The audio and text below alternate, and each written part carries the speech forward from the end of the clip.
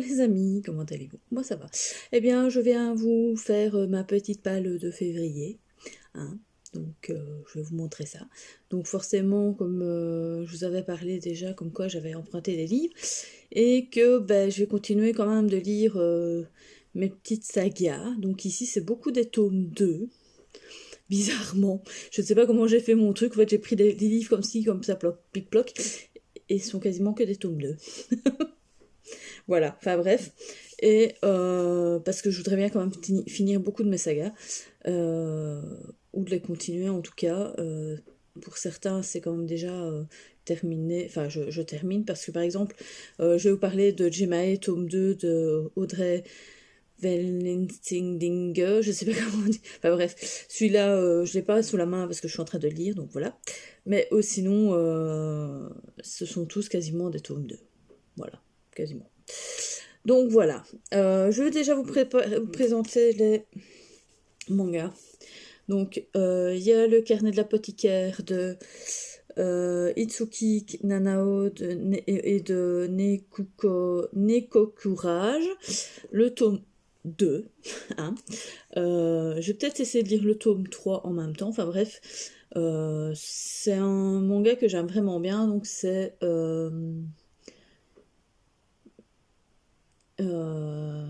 Mao Mao, en fait, c'est ça.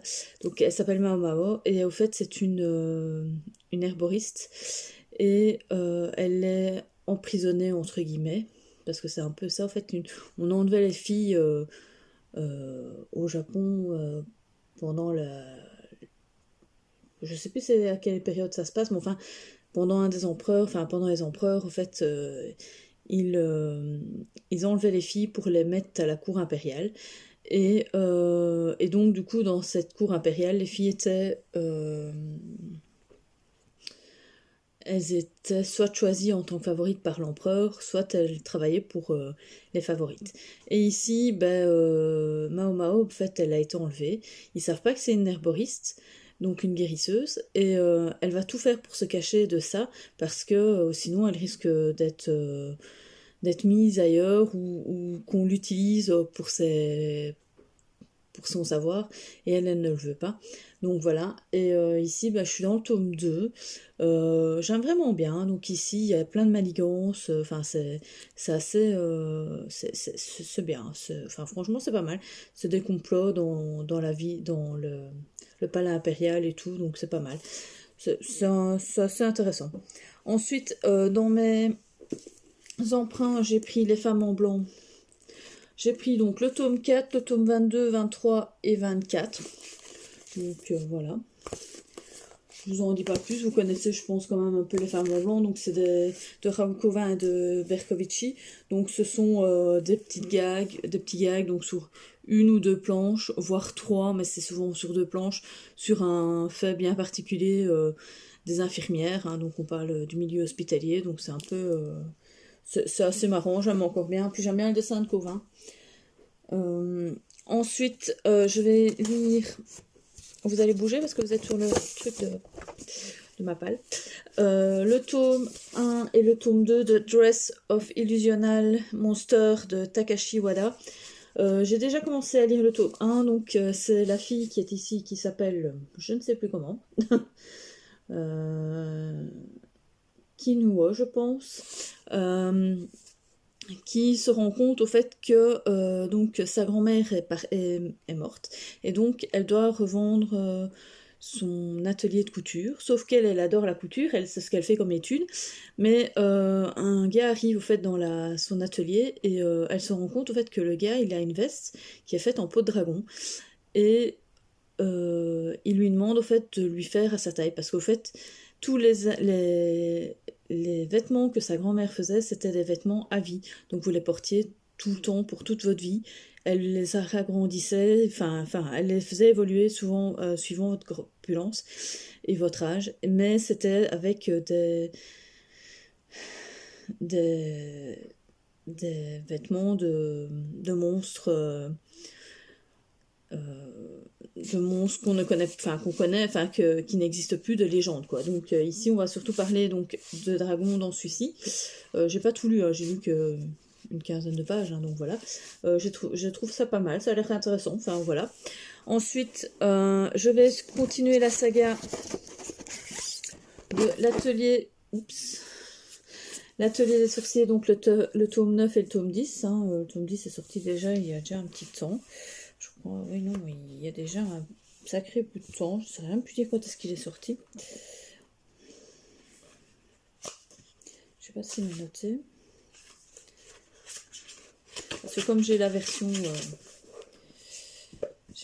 collector.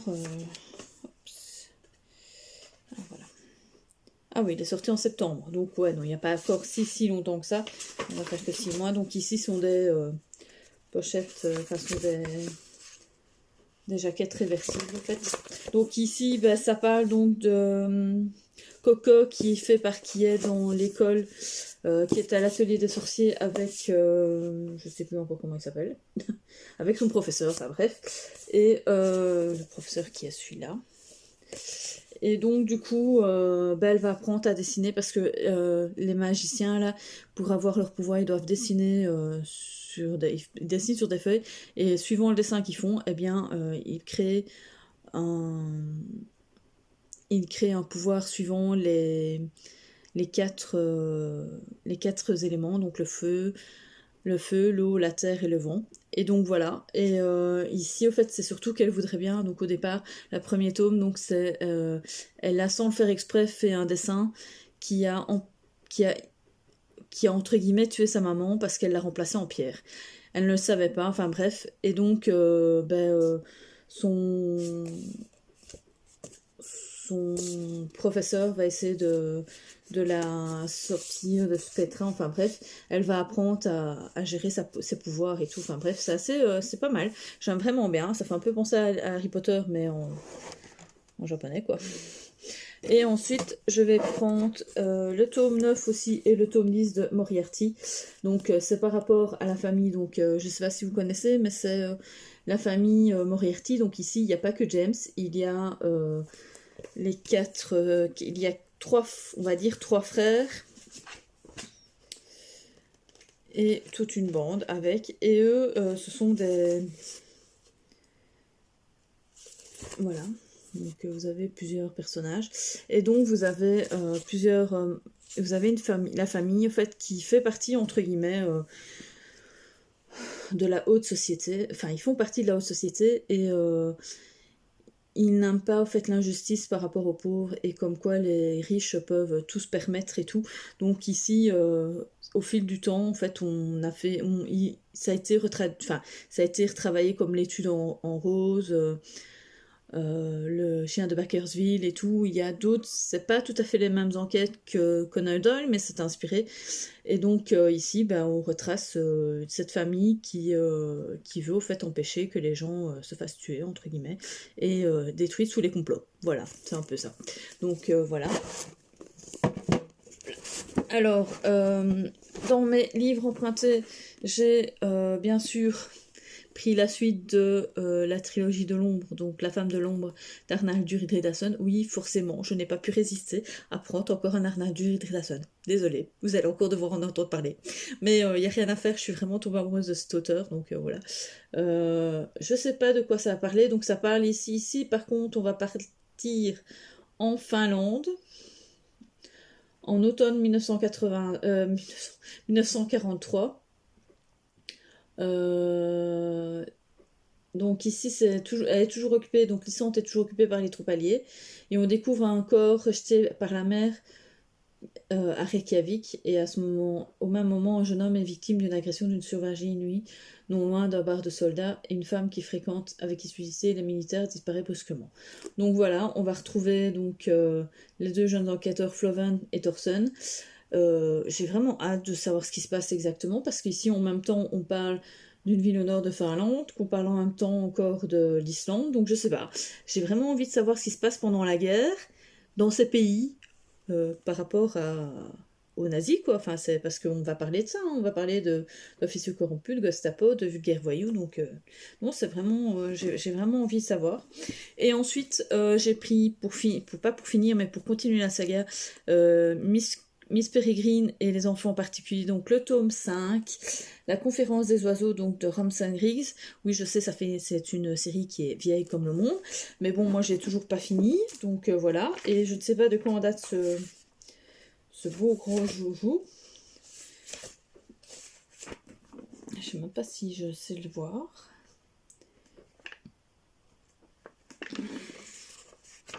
Bon, en fait, il est même pas noté. De quand c'est sorti? Attendez, je regarde. Ben écoutez, c'est même pas noté en fait. C'est bizarre, mais il n'est pas noté. À moins qu'il y aurait eu...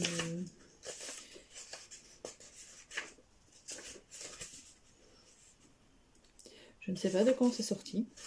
Ah, voilà. Ah, mais ça va encore, c'est pas si vieux que ça en fait, c'est de novembre 2020. Ça va, c'est pas encore non plus... Donc voilà, je veux continuer cette saga parce que bon, je l'avais un peu laissé tomber parce que je pense que ma bibliothèque n'avait pas tous les tomes, ou du moins ils n'étaient pas présents quand j'y allais. Et donc voilà, on va on va continuer cette truc. Je pense qu'il reste un, voire 2 tomes, mais je ne suis pas certaine. Le 6, ça c'est sûr, mais 7, je suis pas certaine. Donc voilà, on verra bien ce que ça va donner.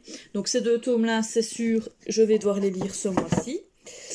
Ensuite, je vais continuer mon livre audio, donc L'Ange de Marshmallow Hall de Lucinda Riley. J'espère le finir. Je sais pas où j'en suis exactement, je sais que j'en suis pas mal, mais voilà. J'en sais rien. Je ne sais pas où j'en suis exactement, mais bon... c'est assez lent, au fait. J'aime pas... Enfin, je n'accroche pas, au fait, à l'histoire réellement. J'ai vraiment du mal.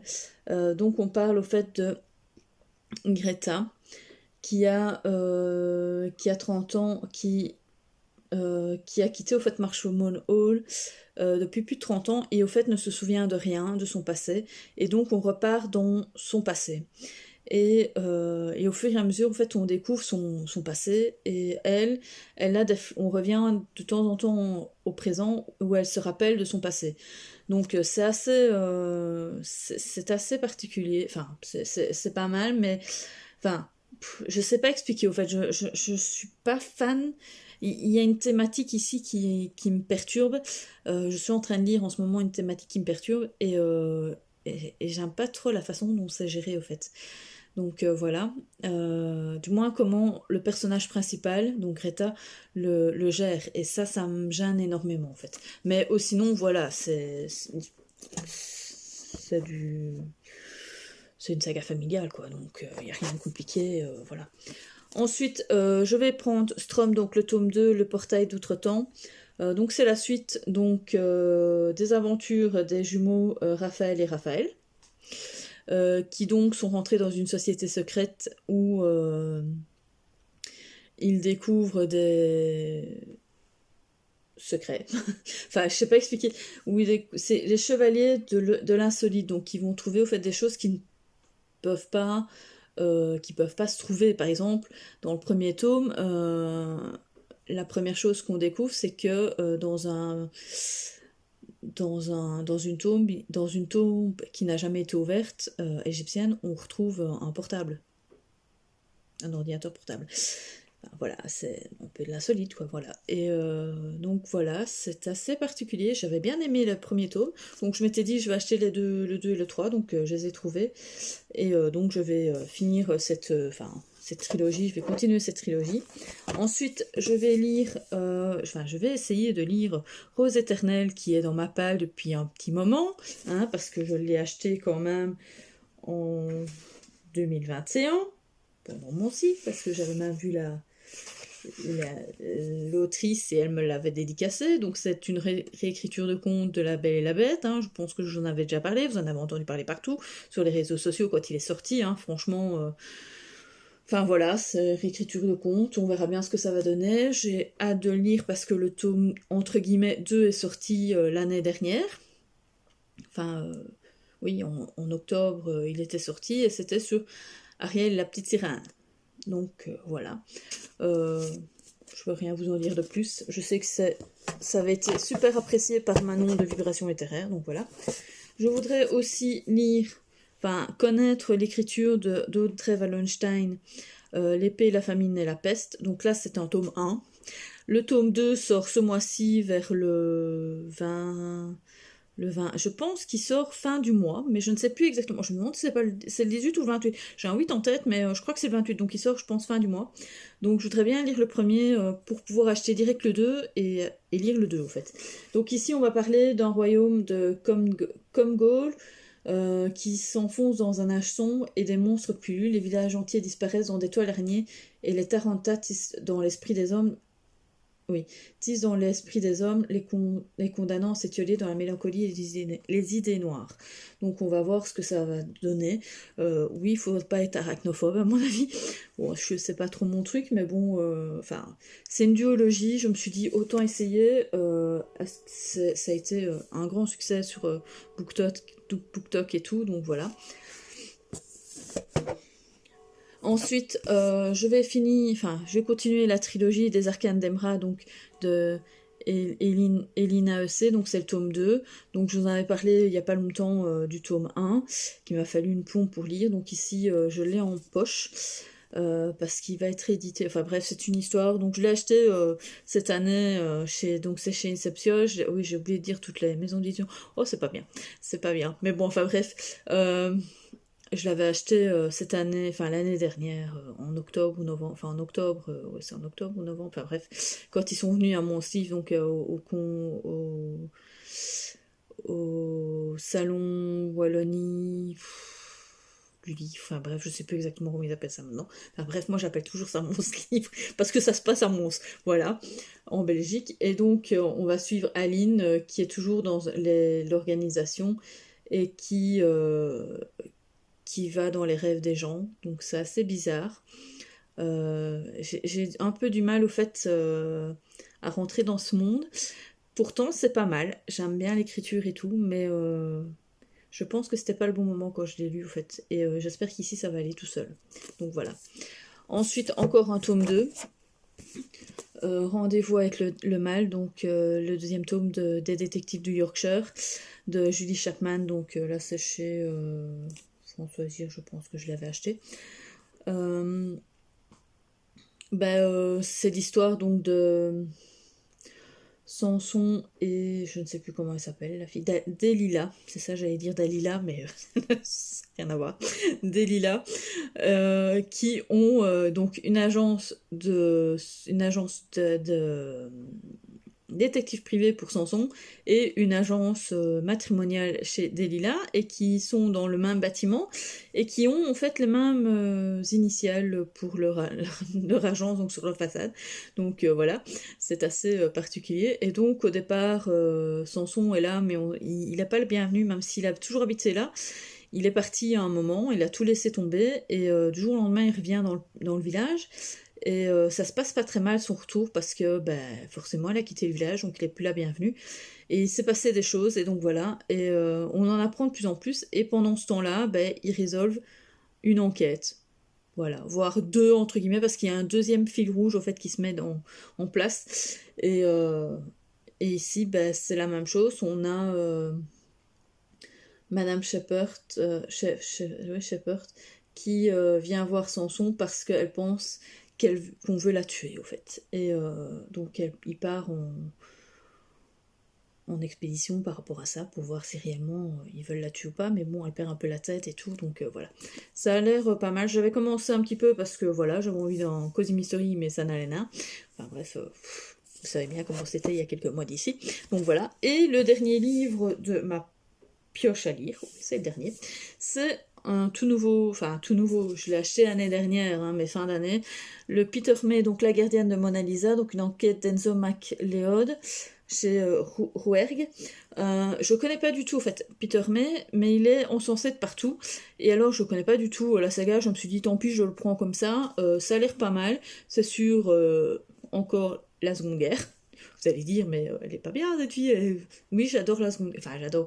Je suis quand même un peu fan de ce qui s'est passé pendant la Seconde Guerre, dans le sens. Je suis pas fan de ce qu'ils ont fait. Hein. Je suis pas nazie. Loin de là. Mais c'est une période de l'histoire qui, je trouve, est très importante, et qu'il faut en parler. Parce que on est en train un peu d'y retourner dans cette période, donc voilà. Et donc ici, ben, on va donc partir, je pense que c'est par rapport au fait qu'on doit retrouver au fait les... euh,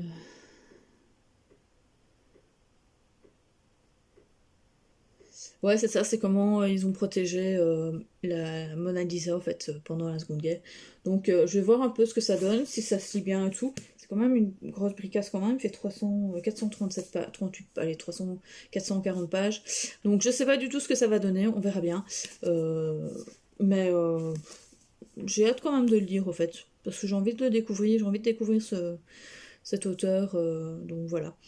Donc voilà, mais eh bien, si vous avez des livres que l'on a en commun dans votre palle, ou que vous les avez déjà lus, ben dites-moi tout en commentaire. On peut se faire aussi une petite lecture commune. Enfin bref, comme vous voulez, dites-moi ce que vous voulez dans les commentaires. J'espère que cette petite vidéo vous aura plu. euh, et que ben, vous aurez passé un bon moment. Et puis je vous dis à plus, salut!